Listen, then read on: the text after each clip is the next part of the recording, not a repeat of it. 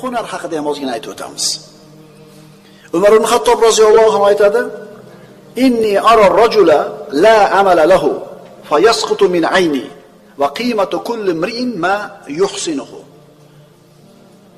Ishi yo'q, qo'lida hunari yo'q kishini ko'rsam, deydi Umar ibn Xattob, uni meni ko'zimda qadr tushib ketadi.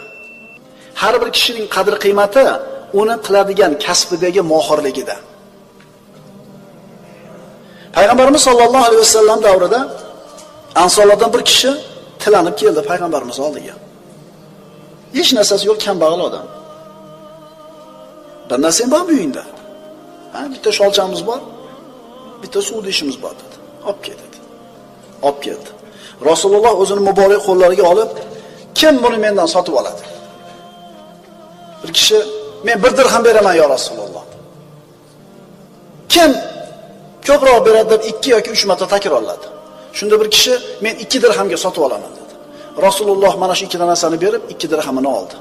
Boyaga tilanib kelgan kishining qo'liga berib turib, "Buni bir qismiga oilangga ovqat ol, bir qismiga bolta yoki tesha olib kel" dedi. Boyaga odam qildi shu ishni. Boltamni, teshamni olib keldi, Rasululloh muborak qo'llari bilan uni soqlab berib, borib o'tin terib kelib sotdi. O'tin terib kelib sotdi.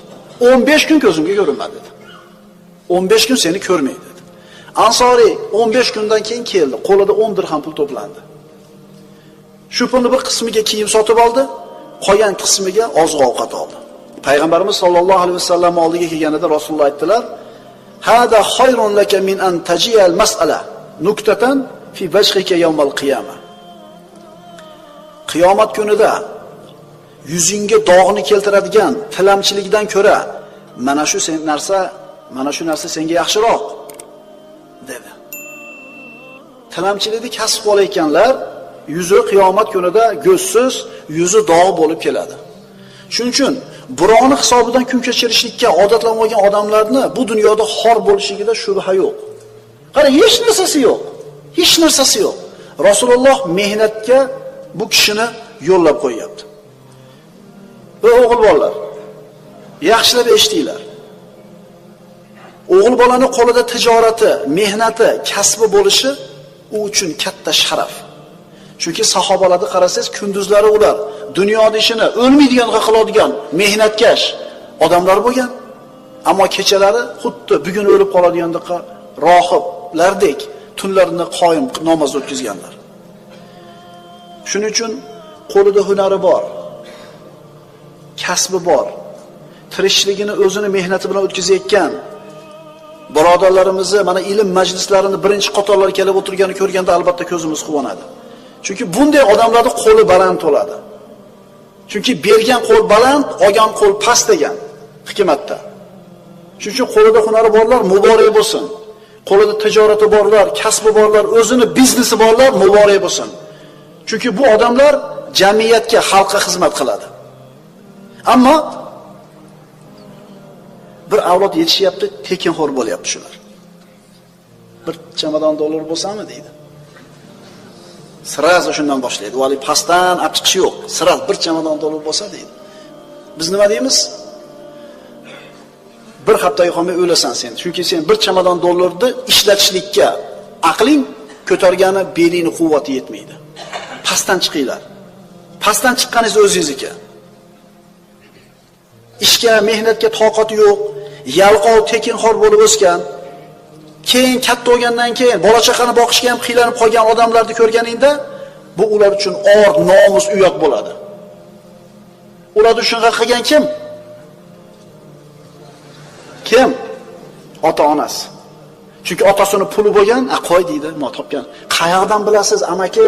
Bu pul sizdan keyin bolalaringizga nasib qiladimi? Qayoqdan bilasiz, sizga bu hunar berib qo'yaylik. Hunar berib qo'yaylik bolalarga. Umar ibn Xattob aytgan, albatta bu qo'llar ishlash uchun yaratilgan. Agar ularni toat bilan mashg'ul qilmasangiz, bu qo'llar sizni ma'siyat bilan mashg'ul qilib qo'yadi. Qarang, Sirin, Muhammad ibn Sirinning otasi Sirin, qulida ozod bo'ladi, hunari bor ekan, darrov jamiyatda o'rnini topib, ishini to'qib keta oladi. Agar hunar yo'q bo'lganda-chi? Endi hunar yoshlikda o'rganiladigan narsa. 30 ga kirgandan keyin 2 ta bolali bo'lgandan keyin hunar o'rgana olmaysizlar ukalar. Chunki shagird 1 yil, 2 yil yuradi, ustodan pul olmaydi. Bolacha och qolib ketadi. Shuning uchun bo'ydoqlikda, bolacha kichkinaligida o'rganib qolinglar. Chunki albatta ish mehnat ham birodarlar ibodat. Agar siz qilayotgan hunaringiz Alloh harom qilgan ish bo'lmasa, siz qilayotgan hunaringiz namozdan to'smasa, siz qilayotgan hunaringiz ilm o'rganishdan to'smasa, halol ishlab klienti haqqini yemayotgan bo'lsangiz, mana shu ishingiz ham ibodat deyiladi. Hamma ish ham ibodat emas lekin. Masalan, harom xarish aralashgan joyda ishlashlik hech qachon ibodat bo'lmaydi. Payg'ambarimiz sollallohu alayhi vasallam bir kun masjidga kirsalar, namozdan tashqari vaqtda bir odam namoz o'qib o'tiribdi.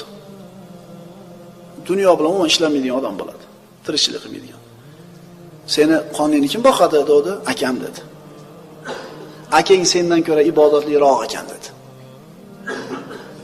Sahobalar bir kishini maqtashdi. Payg'ambarimiz sollallohu alayhi vasallam u sizlar maqtayotgan odamni kim qonini boqadi dedi? Hammamiz dedi.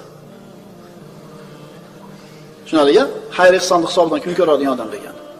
Payg'ambarimiz kullukum afzalu minhu. Sizlar hammalar undan yaxshiroq ekansizlar dedi. Hunar. Albatta musulmon odam pokiza amal qilishligi kerak. Toza ishlash kerak. Toza mehnat qilish kerak. Nima degani bu? Ofisda o'tirib oq ko'naklar bilan chirtin bir o'tirishni tushuniladimi? Pokiza mehnat deganda nimani tushunamiz?